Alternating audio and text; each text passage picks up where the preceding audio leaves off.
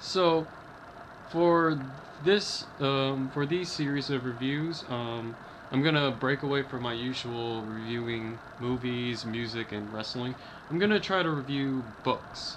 So the first book I'm gonna review is not really a book, but a comic.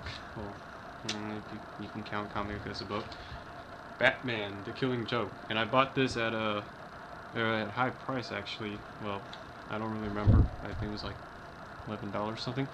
This comic I don't actually have that much to say because it's not very long, but basically if you don't know the history behind it, it's about the origin of the Joker, but it's not per se the definite origin, it's just a possible origin of the Joker.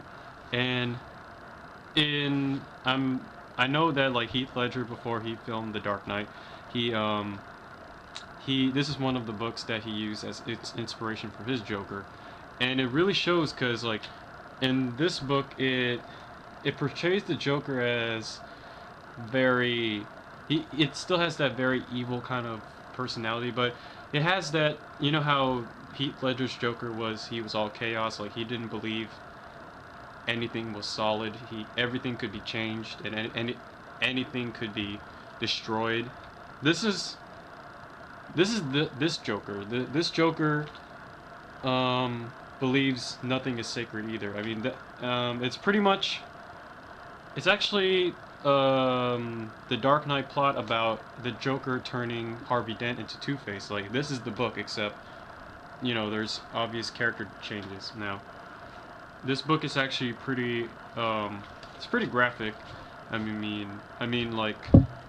I heard that was one of the complaints when it first came out, but and even like Alan Moore, he kind of criticized it because he thought he was just making a book about violence, but you know it's pretty groundbreaking as as an origin story for the Joker, because like it's usually when you're making an origin story for a character of this magnitude, what you're gonna produce usually does not satisfy fans, but I think they did a actually pretty good job at you know the Joker. I mean, I if I had to choose an origin story for this character, even though I would not say this was the definite origin story, I'd say this is a pretty good origin story. And I'm not gonna spoil the plots, but it is a pretty good read, or watch, whatever, however you read comic books. But if you're curious, if you like Batman, then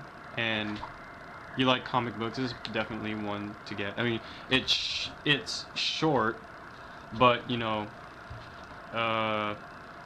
it's still pretty good.